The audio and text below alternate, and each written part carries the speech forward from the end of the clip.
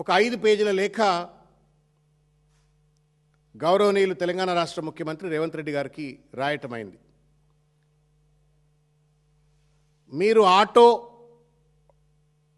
Debit system ఏదైతే మీరు ప్రవేశపెట్టాలని ప్రయత్నం చేస్తూ ఉన్నారో అది పూర్తిగా కూడా రాజ్యాంగ విరుద్ధం, మోటార్ వెహికల్ యాక్ట్స్కు విరుద్ధం, రైట్ టు ప్రైవసీ యాక్ట్కు విరుద్ధం.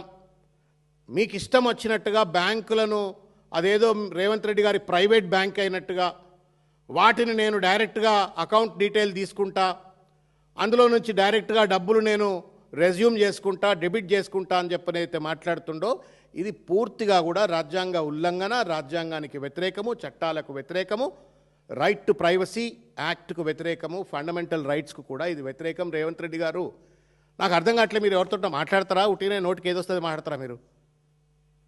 When you're talking do you think, or at least do you talk to somebody?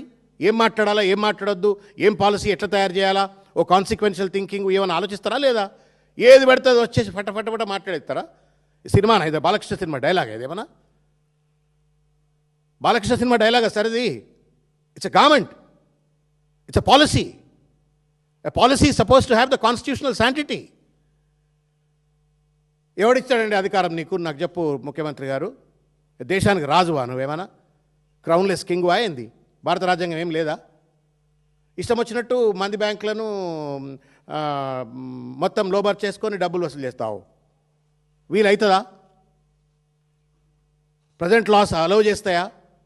నువ్వు రాస్తేవి అలా పేపర్లలో ఫ్రంట్ పేజీలలో వార్తలు వచ్చాయి, ఇంగ్లీష్ పేపర్లో, తెలుగు పేపర్లో అన్ని వార్తలు వచ్చాయి, టీవీలలో చర్చలు అయిపోయాయి. ఖతం, నీ పని అయిపోయింది, నీకు సెన్సేషనలిజం అయిపోయింది.